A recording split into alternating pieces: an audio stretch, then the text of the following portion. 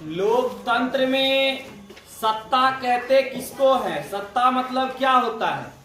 Power. और सत्ता में एक को रहना चाहिए कि सबको? सबको मिलजुल के देश पे राज करना चाहिए, एकजुट होके।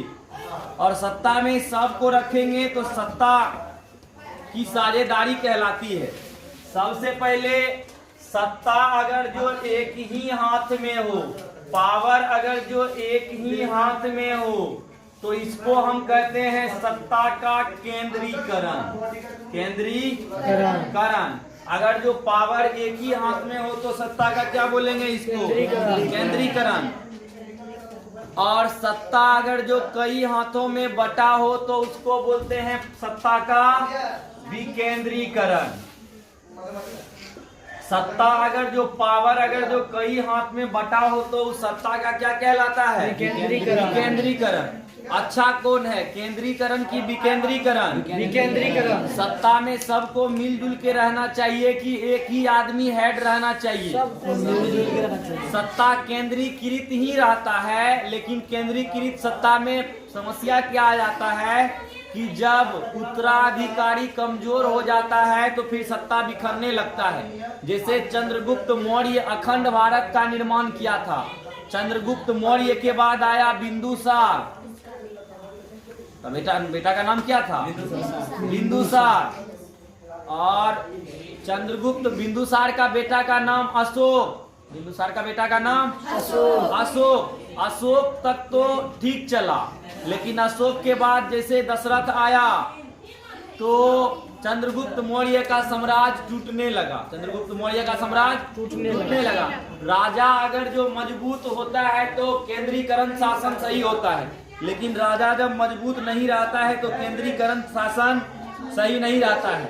अब तुमको भी टीचर भी कोचिंग खोलता है तो दो तरीका से, एक जो टीचर है वही डायरेक्टर है। जो टीचर है वही क्या है? डायरेक्टर। सारा डिसीजन वही लेते हैं। पानी वाला आया, पानी लेना है कि नहीं लेना है, बच्चा का कौन दिन क्लास कब होगा, कौन दिन पढ़ाना है, कौन दिन छुट्टी देना है, कौन दिन पार्टी करना है, कौन दिन धुलाई करना है। धुलाई मतलब तो समझ में आता है ना तुम लोग को? सबका कपड़ा जो होगा घर में एकदम रिजेक्ट माल में उसको ला के यहाँ पे धोएंगे, उसी को बोलते हैं धुलाई। मतलब धुलाई मतलब कुछ अलग होता है ना। तो कौन दिन धुलाई करना है, ये उसी टीचर का काम है जो डायरेक्टर है, जो पढ़ाता है। ऐसा हो सकता है कि नहीं, जो टीचर होगा वही डायरेक्टर हो सकता है कि नहीं हो सकता है? हो सकता है। लेकिन मेरा मन है कि हम अपने कोचिंग के सत्ता का विकेंद्रीकरण करें। हम अपने कोचिंग के सत्ता का विकेंद्रीकरण करें। हम कोचिंग के सत्ता को और आगे बढ़ाना चाहते हैं तो मान लो हम अपना अलग अलग जगह पे ब्रांच खोले। हम अपना जो है सहरसा में ब्रांच खोले, सहरसा में ब्रांच खोले, सोनवर्षा कचहरी में खोले, सोनवर्षा राज में खोले, भागलपुर में खोले, पटना में खोले, और अलग अलग जगह पे हम लोग ब्रांच खोले। अब ब्रांच खोलने के बाद हमने कहा कि अब हर जगह उतना हमको टाइम है नहीं कि हर जगह जाएंगे पढ़ाने के लिए, तो मेरे कोचिंग के नाम से जो ब्रांच खोला है वहां पे जो टीचर होगा उसको हम कुछ पावर देंगे। उसको हम कुछ पावर देंगे ना कि आप अगर जो वहां पे रहिएगा तो पढ़ाइएगा अपने हिसाब से, टेस्ट लीजिएगा, जिस दिन आपका मन हो उस दिन टेस्ट ले सकते हैं। बच्चा को पीटिएगा भी अपने हिसाब से, इन्हें जो मार के जो है हाथ तोड़ दीजिएगा, पैर तोड़ दीजिएगा, एकदम सरपट कर दीजिएगा। मतलब उसके हाथ में कुछ पावर देंगे कि सारा पावर हम ही रख लेंगे। उसके हाथ में कुछ पावर देंगे। अगर जो उसके हाथ में कुछ पावर दे रहे हैं तो सत्ता का केंद्रीकरण है कि विकेंद्रीकरण है? विकेंद्रीकरण। सत्ता का कौन है? विकेंद्रीकरण। तुम्हारे घर में भी, तुम्हारे घर का सरकार भी दो तरह से चलता है।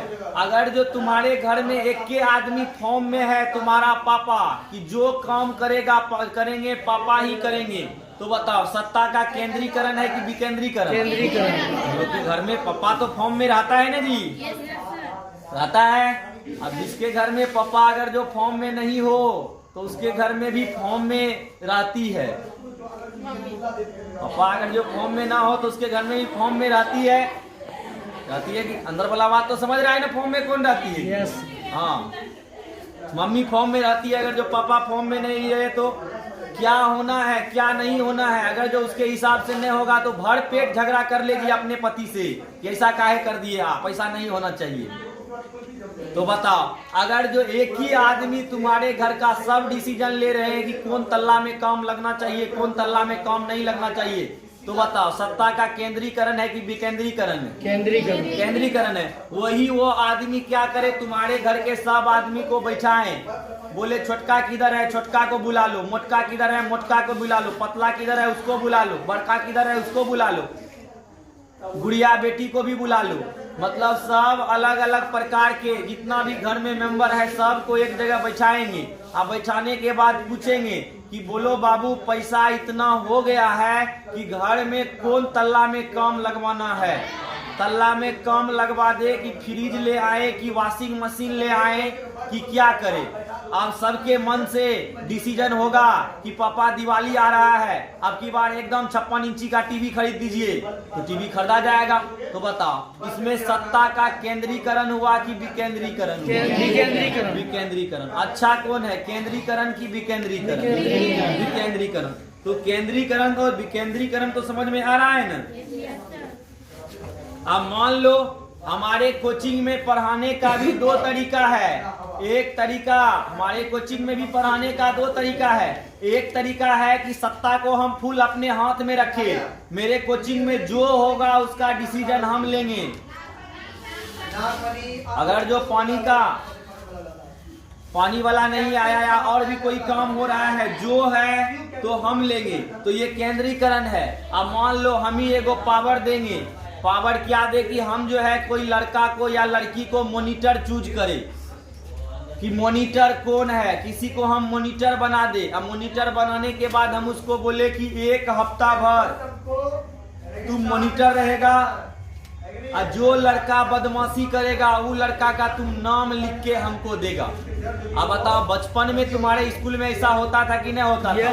तुम लोग को मॉनिटर बनाया जाता होगा और जो लड़का बदमाशी करता है वो लड़का का नाम लिख के तुम लोग टीचर को देती थी और फिर टीचर उसको बढ़िया से एकदम नमक मसाला लगा के एकदम स्वागत करते थे, वाह आप बहुत मस्त हल्ला कर रहे होंगे।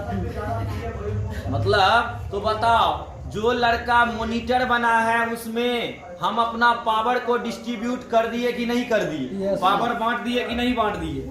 बांट दिए। तो सत्ता का केंद्रीकरण हुआ कि विकेंद्रीकरण?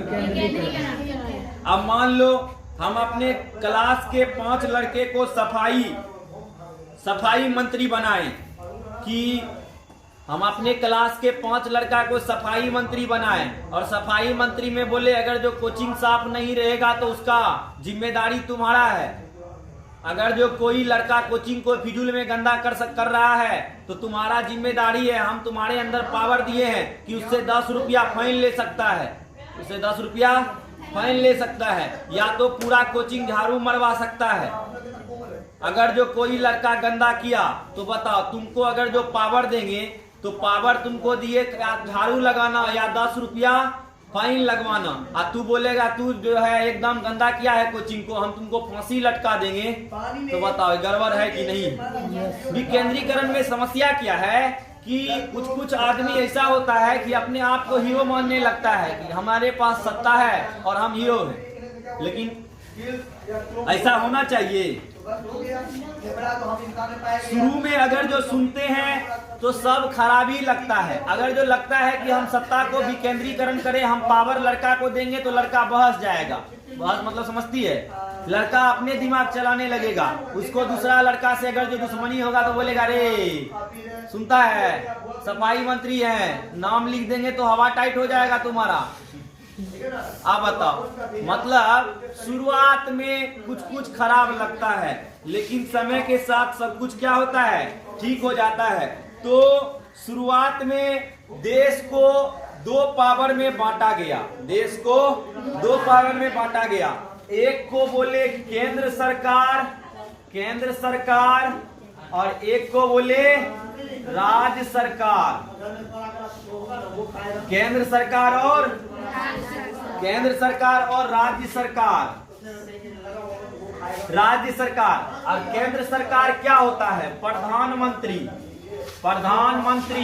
मंत्री पूरा देश पे राज करता है, इसको क्या बोलते हैं? केंद्र सरकार। और राज्य सरकार में कौन आता है? मुख्यमंत्री। राज्य सरकार में कौन आता है? मुख्यमंत्री। अब इसको पावर दिया है, अब इस दोनों को पावर दिया है। हमारे देश में सत्ता दो प्रकार में, दो भागों में डिवाइड है, एक केंद्र सरकार और एक राज्य सरकार। अब दोनों को पावर है, दोनों को पावर है कि कानून बना सकता है दोनों। केंद्र सरकार 97 विषय पर कानून बना सकता है। कितना विषय पर? 97 विषय पर कानून बना सकता है, जिसको बोलते हैं केंद्र सूची। क्या बोलते हैं? केंद्र सूची। अब बताओ केंद्र सरकार कितना विषय पर कानून बना सकता है? 97 विषय पर कानून बना सकता है, इसको क्या बोलेंगे? केंद्र सूची। राज्य सरकार जो है 66 विषय पर कानून बना सकता है, इसको बोलेंगे राज्य सूची। क्या बोलेंगे? राज्य सूची। राज्य सूची। और केंद्र सरकार और राज्य सरकार दोनों मिलके कुछ ऐसा बात है जिसमें केंद्र सरकार और राज्य सरकार दोनों मिलके कानून बनाएगा, उसका नाम है समावर्ती सूची। समावर्ती सूची। इसकी संख्या 47 है। अब बताओ कुछ कानून, कुछ नियम, मतलब कुछ विषय पर जो है सिर्फ केंद्र सरकार कानून बना सकता है, कुछ विषय पर सिर्फ केंद्र सरकार। हमारे देश में नोट बदलेगा कि नहीं बदलेगा, बताओ इस पर राज्य सरकार कानून बना सकता है कि केंद्र सरकार बना सकता है? केंद्र सरकार। अब बताओ वो केंद्र सूची में आएगा कि राज्य सूची में आएगा? केंद्र सूची में। लेकिन हमारे देश में स्कूल किस ढंग से चलना चाहिए, टीचर की नियुक्ति कब होना चाहिए, इस सब पे राज्य सरकार कानून बना सकता है कि नहीं बना सकता है? स्कूल कैसे चलेगा, स्कूल का पैटर्न कैसे रहेगा, अब इस सब पे राज्य सरकार कानून बना सकता है। अगर जो राज्य सरकार कुछ और विषय है कानून बना सकता है। अब बताओ अब बिहार में जो कानून बना है कि शराब बंद, बिहार में कानून है ना शराब बंद, क्या तुमको लगता है रियल में शराब बंद है? घरे घर शराब मिलता है। एगो कौन गाना है कि शराब के कारण से बिहार के बुरा हाल बा, 1200 में 600 में हाफ मिले, 1200 में फूल बा। नहीं गाना मतलब नहीं समझा, मतलब शराब के कारण जो है बिहार का बुरा हाल बा, और 600 में हाफ मिले और 1200 में फूल बा। तो कहने का मतलब है कि अगर जो मान लो बिहार में शराब बंद होगा कि नहीं होगा, इसका डिसाइड कौन करते हैं? मुख्यमंत्री। नीतीश कुमार मुख्यमंत्री करते हैं। तो बताइए अगर अब शराबबंदी का कानून जो है राज्य सूची में आएगा कि केंद्र सूची में? राज्य सूची में। और कुछ ऐसा विषय है जिसपे दोनों मिल के कानून बनाता है, उसको क्या बोलते हैं? समावर्ती सूची। क्या बोलते हैं? समावर्ती सूची बोलते हैं। अब महात्मा गांधी का कहना था कि भारत का आत्मा गांव में बसता है, गांव में बसता है। बताओ ऐसा कहने वाला कौन है? महात्मा गांधी। भारत का आत्मा कहाँ बसता है? गांव में। भारत का आत्मा गांव में बसता है, लेकिन हमारे देश में गांव के लोगों को ही पावर नहीं था। आजादी के बाद गांव के लोगों को ही पावर नहीं था। महात्मा गांधी का कहना था कि भारत की आत्मा कहाँ बसती है? गांव में। और गांव के लोग को उस समय कोई अधिकार नहीं, गांव के लोग को सत्ता में कोई अधिकार नहीं था। लेकिन 2 अक्टूबर 1969 को 2 अक्टूबर 1969 बताओ 2 अक्टूबर 1969 को महात्मा गांधी के जन्मदिन की शताब्दी हो गया। तो 2 अक्टूबर 1969 को राजस्थान का एक जिला है जिसका नाम है नागौर। राजस्थान का एक जिला है जिसका नाम क्या है? नागौर। राजस्थान के नागौर जिला में पहली बार पंचायत स्तरीय चुनाव हुआ। पंचायत स्तरीय चुनाव का समझता है? मुखिया, सरपंच वगैरह सबका चुनाव हुआ पहली बार 2 अक्टूबर 1969 को। कहाँ पे? राजस्थान के नागौर में। इसके देखा देखी में आंध्र प्रदेश में भी चुनाव हुआ। इसके देखा देखी में आंध्र आंध्र प्रदेश में भी चुनाव हुआ, लेकिन आंध्र प्रदेश में चुनाव होने के बाद मुखिया बन भी गया था, लेकिन वह उस समय जो है ये डिसाइड नहीं था मुखिया का पावर क्या है, मुखिया का पावर क्या है। तो जो आदमी पहले मुखिया एक बार बन गया था तो दूसरी बार वही आदमी मुखिया रह गया, फिर से मुखिया का चुनाव नहीं हुआ। जो आदमी एक बार मुखिया बन गया वही आदमी वापिस मुखिया रह गया, क्योंकि डिसाइडे नहीं था कि मुखिया का क्या पावर होगा, मुखिया क्या काम करेगा, मुखिया का फंड कहां से आएगा, इसका कोई डिसाइड नहीं था। और आदमी उस समय मुखिया बनना चाहता भी नहीं था, मुखिया बनना चाहता भी नहीं था, क्योंकि उस समय मुखिया बनने में ज्यादा पैसा वैसा नहीं मिलता था। और जब मुखिया बनने में ज्यादा पैसा वैसा नहीं मिले तो गांव का कोई बुजुर्ग आदमी को माला पहना दिया जाता है कि आप ही मुखिया बन जाइए ना, आपसे बेहतर गांव में कौन है। लेकिन वही सरकार अनाउंस कर दे मुखिया बनने के बाद 3 करोड़ फिक्स, 1 करोड़ तो पक्का। अब वो बेचारा रात में सोचेगा कि बन जाते हैं, लगता है माला पहन लेना चाहिए, 1 करोड़ रुपया आएगा तो हम क्या क्या करेंगे। रात में सोचते सोचते वो बेचारा परेशान रहेगा। और सुबह चाय के दुकान पे गया, एक भी आदमी अगर जो उसको चढ़ा दिया कि तू जीत जाएगा, बन जाओ मुखिया, तुरंत खड़ा हो जाएगा। वो तो टोन में ये है कि हमको कोई टोन मारेगा तो खड़ा हो जाएंगे। तो मतलब लालच बहुत बुरी बला है। मुखिया आजकल आदमी बनता है लालच के लिए, लेकिन 1969 में आदमी मुखिया बनना नहीं चाहता था, क्योंकि मुखिया बनने से उसको कोई प्रॉफिट नहीं था। आज मुखिया बनना चाहता है, आज तो छोटको मोटको चुनाव होता है तो एकदम बम बम हो जाता है। अब चुनाव तो हो गया, लेकिन पावर का गांव के लोगों के साथ में पावर का डिस्ट्रीब्यूशन कैसे किया जाएगा, इसके लिए एक व्यक्ति आए जिसका नाम था बलवंत राव मेहता। बलवंत राव मेहता 1991 ईस्वी में। और बलवंत राव मेहता ने पहली बार ये डिसाइड किया कि गांव के लोग को जो है पावर कैसे देना चाहिए।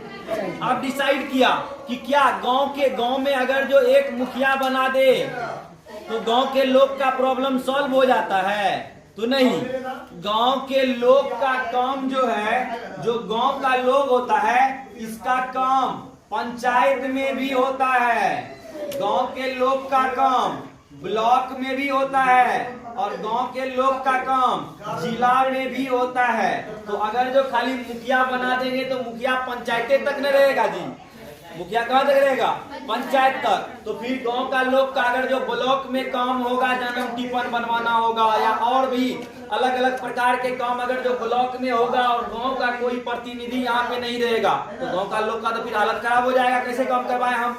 तो गांव का लोग में गांव में अगर जो मुखिया बना दे तो क्या गांव का प्रॉब्लम सॉल्व हो गया? नहीं।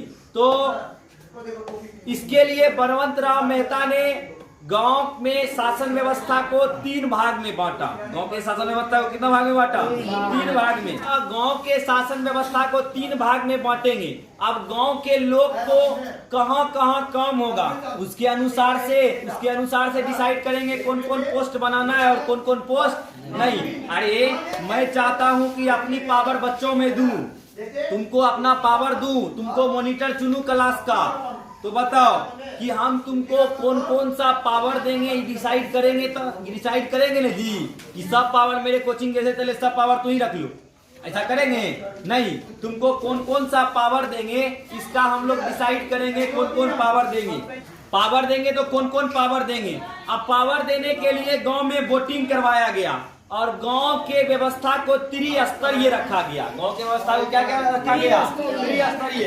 पंचायत में, ब्लॉक में और जिला में इस व्यवस्था को क्या बोला गया? त्रिस्तरीय। गांव की शासन व्यवस्था को क्या रखा गया? त्रिस्तरीय। पंचायत, ब्लॉक और जिला। पंचायत, ब्लॉक और जिला।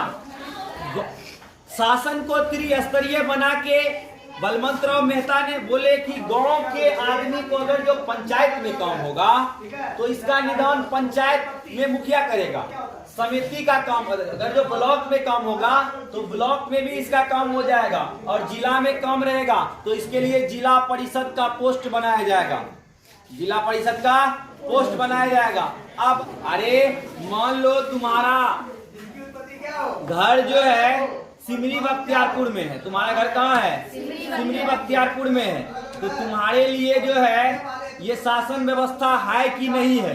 ये जो शासन व्यवस्था बना रहे हैं, ये जो शासन व्यवस्था बलवंत राव मेहता बना रहे हैं, तुम्हारे लिए है कि नहीं है? तुम्हारा घर जो है सिमरी बख्तियारपुर स्टेशन चौक के बगल में है, तुम्हारे लिए ये शासन व्यवस्था है? है? गधा है तुम लोग, तुम्हारे लिए नहीं है। ये शासन व्यवस्था गांव के लिए है, तुम लोग गांव का बात किए। ये शासन व्यवस्था किसके लिए है? और हम गांव का बात कर रहे हैं, हम शहर का बात कर रहे हैं। शहर का शासन व्यवस्था अलग है, नगर पालिका, महानगर पालिका, मेयर, उसमें हम कल चलेंगे। लेकिन गांव के शासन व्यवस्था को जो है हम त्रिस्तरीय बांटे, एक पंचायत, एक ब्लॉक और एक जिला, एक जिला में बांटे। अब भारत में अनुच्छेद 40 में कहा गया है कि गांव वाले को शासन में मौका मिलना चाहिए, गांव वाला को शासन में मौका मिलना चाहिए। इसीलिए 1991 में संविधान संशोधन के 11वीं अनुसूची में ग्राम पंचायत को पावर दिया गया। 1991 में संविधान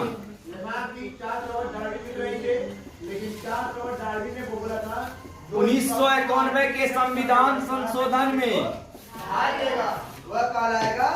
संशोधन में 11वीं अनुसूची जोड़ा गया, और 11वीं अनुसूची में ग्राम पंचायत को रखा गया। 11वीं अनुसूची में ग्राम पंचायत को, 12वीं अनुसूची में नगर पंचायत को रखा गया। 12वीं अनुसूची में नगर पंचायत को, 11वीं अनुसूची में को क्या है? ग्राम पंचायत। ग्राम पंचायत में शासन की व्यवस्था कैसे होना चाहिए, कैसे शासन का डिस्ट्रीब्यूशन होना चाहिए, वो कौन सूची में है? 10वीं सूची में कि 11वीं सूची में? 11वीं। नगरीय शासन व्यवस्था का प्रणाली किसमें है? 11वीं की 12वीं में? 12वीं में। अब बताओ, गांव के शासन व्यवस्था में सबसे अलग राज्य है बिहार। गांव के शासन व्यवस्था में सबसे अलग राज्य कौन? बिहार। क्योंकि बिहार में 50% महिलाओं को पंचायतीय शासन व्यवस्था में, ग्राम पंचायत में 50% महिलाओं का भागीदारी अनिवार्य है। 50% महिलाओं का भागीदारी अनिवार्य है। कहने का मतलब है, अगर जो किसी 10 पंचायत है और 10 पंचायत में 5 मुखिया जी है, तो ये जरूरी है कि 5 मुखिया जी भी होगा। ये तो समझता है ना तुम लोग? 5 मुखिया है तो 5 क्या होगा? मुखिया जी भी होगा। एक बार क्या हुआ कि ब्लॉक में जो है मुखिया सबका मीटिंग हो रहा था, और मीटिंग में जो है जो ब्लॉक के बीडीओ थे वो बोले जितना भी एमपी साहब है सब बाहर चले जाइए, सब क्या हो जाइए? बाहर चले जाइए। लेकिन उसमें से कुछ आदमी जो समझ गए वो बाहर चले गए, और कुछ आदमी जो नहीं समझे वो बाहर नहीं गए। तो वीडियो उनसे पूछे कि आप लोग बाहर क्यों नहीं गए, आप लोग कौन है? तो बोले मेरे पत्नी मुखिया है और मेरे पत्नी को बोलने नहीं आता है, इसीलिए उसके साथ में कौन है? हम हैं। उसके साथ में हम हैं, उसको बोलने में प्रॉब्लम होता है तो हम बोल देते हैं कहीं अगर जो दिक्कत होता है तो बोलने में। तो बोले वीडियो बोला, वही बात तो हम बोल रहे हैं कि एमपी सब बाहर चले जाइए। एमपी मतलब मुखिया पति लोग, एमपी का मतलब मुखिया पति लोग कहाँ हो जाइए?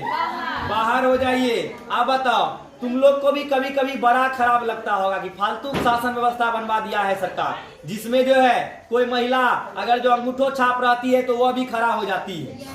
अंगूठो छाप महिला खड़ा हो जाती है, और उसमें जो है नहीं हो अगर जो शासन करने का लूर है फिर भी उसको सरकार खड़ा करके अगर जो मुखिया बन गया है तो 5 साल तक फिर भी झेलना पड़ता है। तो इसका कारण है कि पावर पाने में और पावर को समझने में टाइम लगता है। अरे तुमको अगर जो हम बिहार का मुख्यमंत्री बना दें तो क्या तुम आधे से कम करना स्टार्ट कर देगा? नहीं। तुमको 3 साल लगेगा ये डिसाइड करने में कि किसको डांटना है, किसको नहीं डांटना है। अब पता चला तुम्हारे पास एसपी आया और एसपी आके तुमको कुछ बोल रहा है और तुमको पते नहीं है इसको डांटना है कि नहीं डांटना है। और जब 3 साल तुमको एक्सपीरियंस हो गया तो तुमको पता चल गया कि ओ लगता है एसपी को भी लगता है थोड़ा मोड़ा डांट सकते हैं, कोई दिक्कत नहीं है इसमें।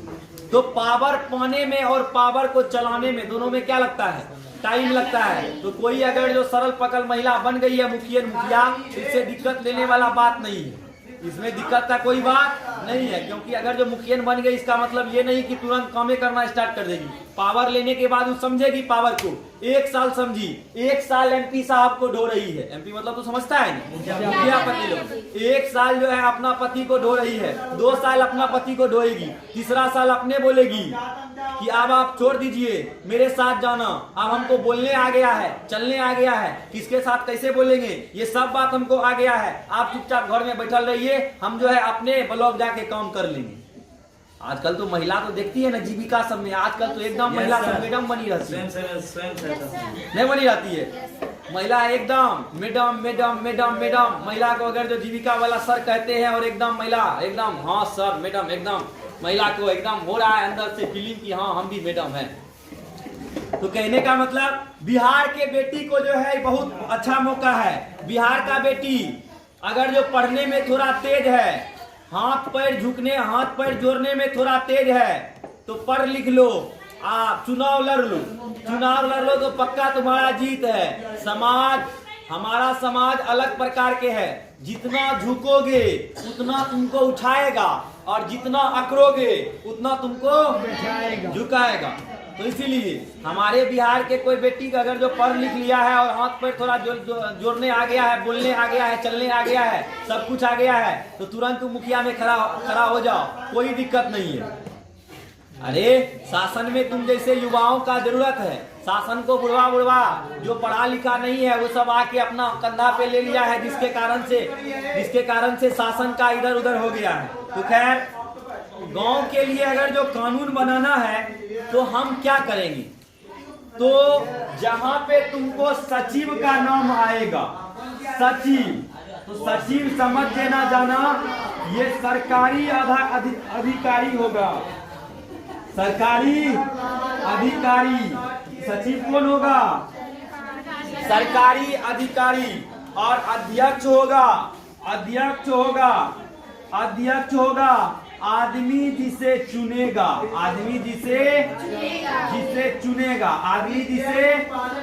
बात को बढ़िया समझिए। सचिव कौन होगा, जो सरकारी अधिकारी होगा उसको क्या बोलेंगे, सचिव। और जो आदमी जिसको चुनेगा उसको क्या बोलेंगे, अध्यक्ष। इसको मिटा देते हैं इसको थोड़ा देर के लिए। तो चलिए, तो भारत में त्रिस्तरीय, भारत के गांव के लिए त्रिस्तरीय शासन व्यवस्था बनाया गया। और त्रिस्तरीय में आबादी के आधार पे डिसाइड किया गया कि कैसे कैसे शासन बनाना है। सबसे पहले यहाँ पे हम कॉलम बनाते हैं, एक में देते हैं आबादी, क्या दिए, आबादी कितना होना चाहिए। आबादी के बाद देते हैं अध्यक्ष, क्या देते हैं, अध्यक्ष के बाद देते हैं सचिव, अध्यक्ष के बाद क्या देते हैं, सचिव। मतलब आबादी, अध्यक्ष और सचिव। अब सचिव जो होगा वो सरकारी अधिकारी होगा और अध्यक्ष जो होगा वो अध्यक्ष जो होगा उसको कौन चुनेगा, जिसको जनता चुनेगा। तो प्रत्येक 500 के आबादी पर, कितना आबादी पर, 500 के आबादी पर एक वार्ड बनता है। गांव के लिए है ये, शहर के लिए है, शहर वाला ऐसा सोचेगा। गांव में जो है प्रत्येक 500 के आबादी पे एक वार्ड बनता है। गांव में प्रत्येक 500 की आबादी पे क्या बनता है, वार्ड। अब वार्ड का जो प्रमुख होता है, जो प्रमुख वार्ड का होता है उसको बोलते हैं वार्ड सदस्य। उसका नाम क्या है, वार्ड सदस्य, मतलब वार्ड का जो प्रमुख होता है उसको क्या बोलते हैं? वार्ड सदस्य बोलते हैं। उसी टाइप से प्रत्येक 7,000 के आबादी पर, प्रत्येक 7,000 के आबादी पर एक और पोस्ट बनाया गया। प्रत्येक 7,000 के आबादी पर एक और पोस्ट बनाया गया। उस पोस्ट को बोलते हैं मुखिया। मुखिया, अब जो आदमी मुखिया बनेगा तो यहाँ पे एक मुखिया जो आदमी बन गया, तो मुखिया बनने के बाद एक समस्या है, हो सकता है कि मुखिया पढ़ा लिखा ना बने, कोई अनपढ़ आदमी मुखिया बन जाए और उसको पता ही नहीं है कि मुखिया में क्या क्या काम करना है, तब कैसे होगा? तब तो गड़बड़ हो जाएगा। अगर जो बोलेगा सरकार उसको पैसा देगा कि लीजिए आप 5 करोड़ रुपया और फलना रोड बनवाइएगा, और पता चला उस सब पैसा ले दे के खा गया, तो दिक्कत होगा कि नहीं होगा? तो सरकार यहाँ पे दिमाग लगाए। सरकार दिमाग क्या लगाए कि 7,000 के आबादी पर हम एक पंचायत बनाएंगे, और पंचायत में जो जनता के द्वारा चुना गया प्रतिनिधि होगा उसको क्या बोलेंगे? मुखिया। और उसके बाद एक सरकारी अधिकारी को सरकार भेजेगा हर पंचायत में कि आप जाइए मुखिया पे ध्यान दीजिए, मुखिया कोई गलत कानून तो नहीं बना रहा है, कोई घटोला तो नहीं कर रहा है, उसको बोलेंगे पंचायत सेवक। पंचायत सेवक। अगर जो कोई फंड निकला है, कोई घटोला हो रहा है, कुछ भी हो रहा है, तो इसमें दोनों का साइन चाहिए, मुखिया का भी और पंचायत सेवक का भी। कोई घटोला हुआ तो दोनों जेल जाएगा, मुखिया भी और पंचायत सेवक भी। अब मान लो कि तुम्हारे गांव में तुम्हारे मुखिया से तुम्हारा थोड़ा अनबन चल रहा है, तो तू अपना ब्लॉक में कोई काम करवाना चाहता है, कोई काम करवाना चाहता है, तुम किसको खोजेगा? पंचायत सेवक को। तुम्हारा गांव का पंचायत सेवक जो होगा, पंचायत सेवक भी मुखिया के पावर में होगा, पंचायत सेवक का पावर भी उतना ही होगा जितना मुखिया का होगा, लेकिन ये लोगों द्वारा चुना गया प्रतिनिधि होगा और ये सरकारी अधिकारी होगा। अब उसके बाद में न्यायिक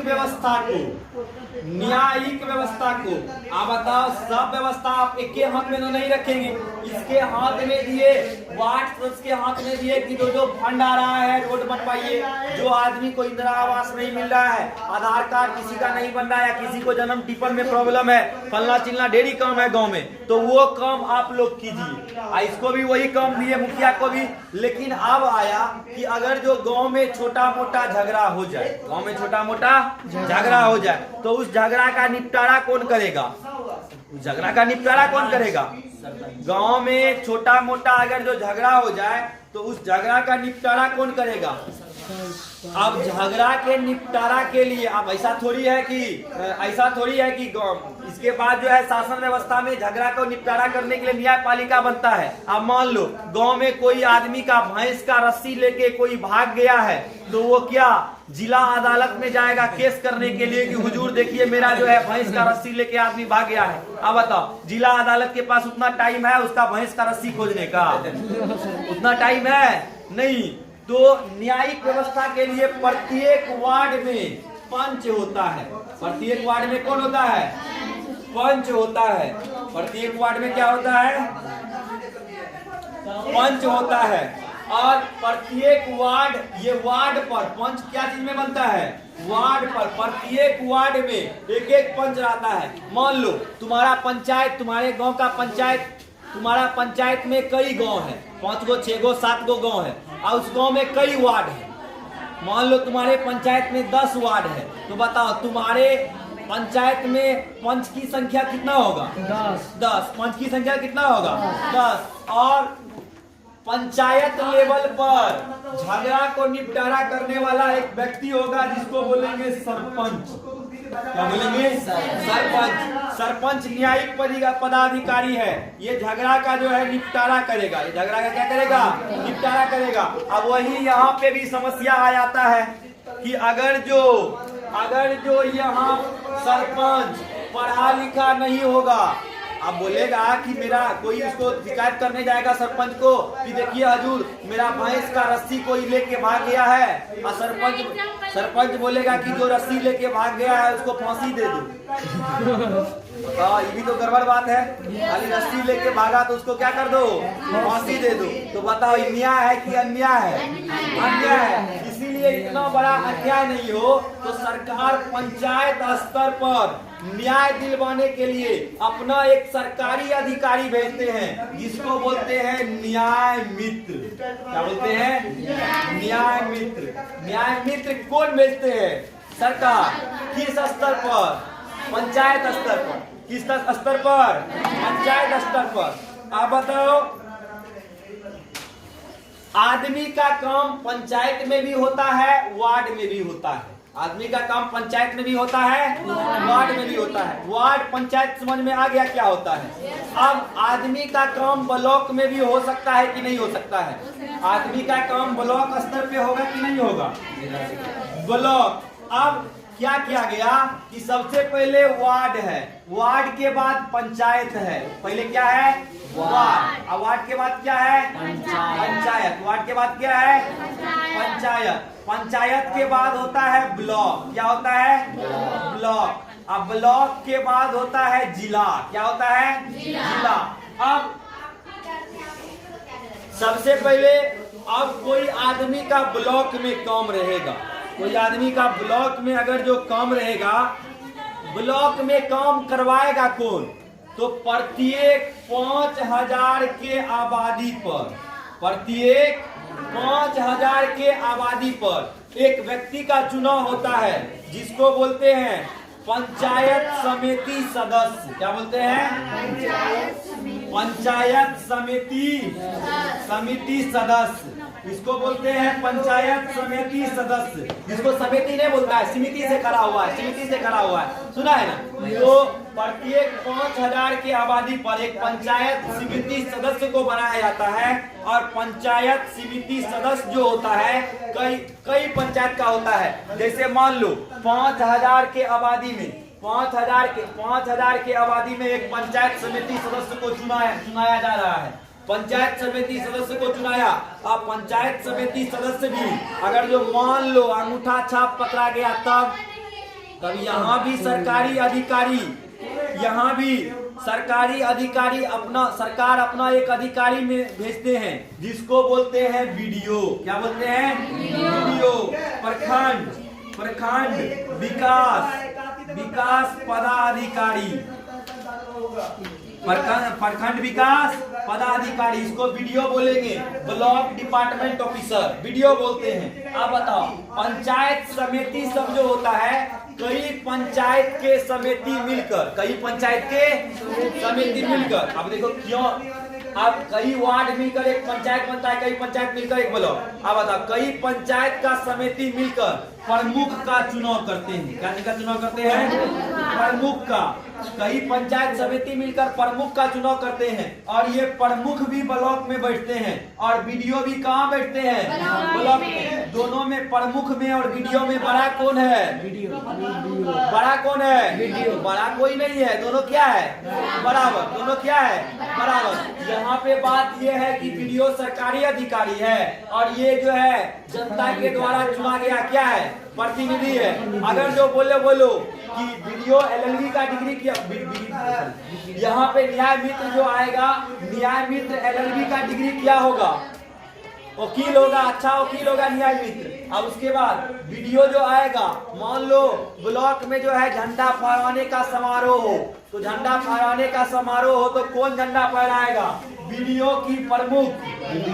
कौन फहराएगा? बीडीओ। बीडीओ ज्यादा पढ़ा लिखा है, सरकार उसे बहुत पढ़ लिख के तब वो बीडीओ बना है, नौकरी लिया है, तो इसके कारण से बीडीओ को फहराना चाहिए ना। लेकिन हमारा देश लोकतांत्रिक है, हम सरकारी अधिकारी जो है, जो पढ़ा लिखा है, उसका उतना वैल्यू नहीं देते हैं। हम अपने देश लोकतांत्रिक है, इसमें लोगों का चुना हुआ जो प्रतिनिधि होता है वो जो है झंडा का रस्सी खींचता है और बोलता है कि हम जो है जनता द्वारा चुने गए हैं, इसीलिए हम झंडा का रस्सी खींचेंगे, आप कस के जन गण मन गाइएगा। आप कस के क्या गाइएगा? जन गण मन। अब जन गण मन कस के कौन गाएगा? वीडियो। गांव के लोग का काम जिला में भी हो सकता है कि नहीं हो सकता है? गांव के लोग का काम जिला में भी हो सकता है। तो इसीलिए प्रत्येक 50,000 के आबादी पर प्रत्येक 50,000 के आबादी पर एक पोस्ट बनाया गया, जिला परिषद सदस्य। क्या बनाया गया? जिला परिषद सदस्य। प्रत्येक 50,000 की आबादी पे क्या बनाया गया? जिला परिषद सदस्य। और जिला परिषद सदस्य जो है, जिला परिषद सदस्य मिलकर जिला परिषद अध्यक्ष का चुनाव करते हैं। किसका चुनाव करते हैं? जिला परिषद अध्यक्ष का चुनाव करते हैं। जिला परिषद के सदस्य मिलकर जिला परिषद के अध्यक्ष का चुनाव करते हैं। अब बताओ, पंचायत समिति के सदस्य मिलकर किसका चुनाव करते हैं? प्रमुख का। और जिला परिषद के सदस्य मिलकर जिला परिषद के अध्यक्ष का चुनाव करते हैं। और यहाँ भी एक समस्या है, अगर जो जिला परिषद सदस्य कहीं अंगूठा छाप आ गया तब इसका जो जिला परिषद अध्यक्ष का चुनाव हो रहा है, कहीं ये अंगूठा छाप हो गया तब तो दिक्कत होगा। इसीलिए सरकार यहाँ पे एक अपना अधिकारी भेजता है, जिसको बोलते हैं प्रमुख कार्यपालक अधिकारी। क्या बोलते हैं? प्रमुख कार्यपालक अधिकारी। आप बताओ, प्रमुख कार्यपालक अधिकारी सचिव है कि अध्यक्ष है? सचिव है कि अध्यक्ष है? क्या है? सचिव। इसको सरकार भेज रहा है, लेकिन सरकार जो भेजेगा वो क्या है? सचिव। जिसको जनता चुनेगा अध्यक्ष। जिसको जनता चुनेगा वो क्या है? अध्यक्ष। तो ये तुम्हारा पंचायती राज व्यवस्था है। तुमको क्वेश्चन आएगा कि किस शासन व्यवस्था में महिलाओं को 50% छूट है?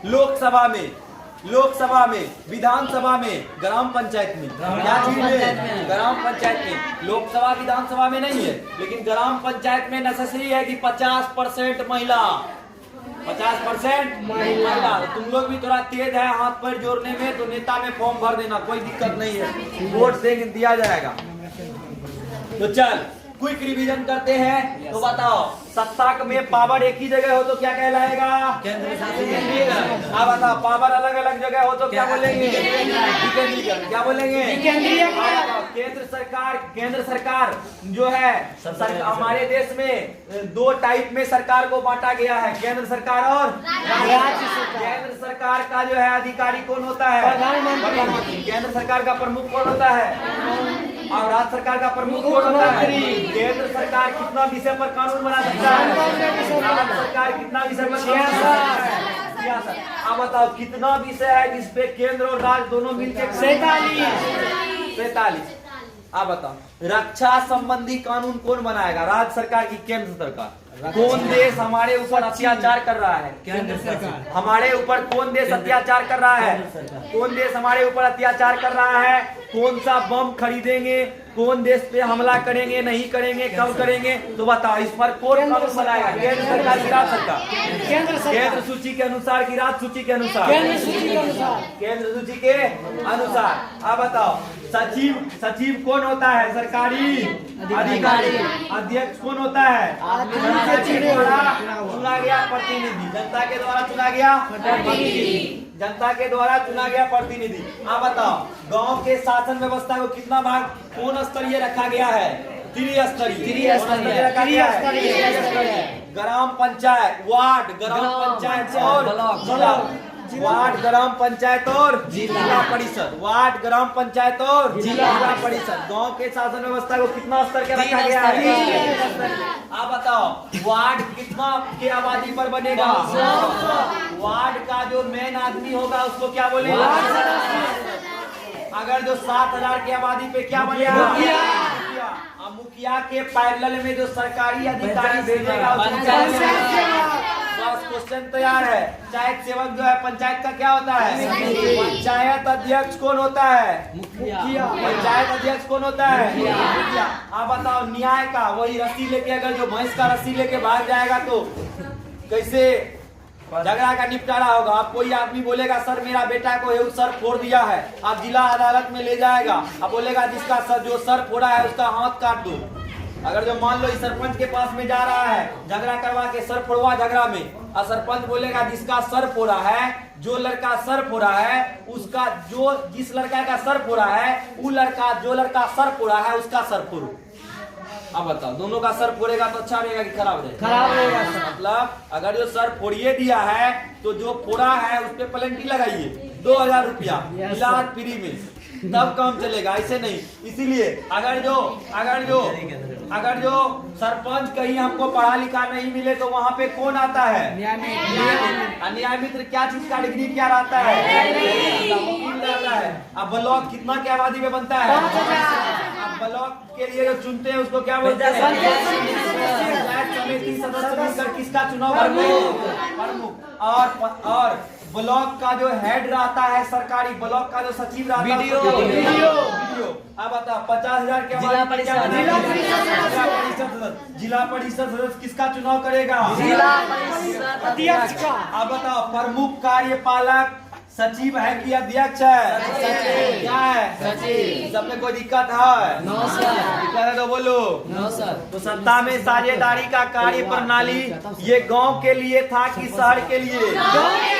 इसका घर शहर में है, वो सोचना भी मत ऐसा। शहर का शासन व्यवस्था कल पढ़ाएंगे। ये क्या चीज के लिए है? गांव के लिए। तो गांव वाला खत्म हो गया। कल पढ़ा के जो है कल परसों लगभग 3 दिन क्लास चलेगा, तुम्हारा पॉलिटी खत्म हो जाएगा। कितने बजे आना है? 8 बजे बोल दीजिए सुबह।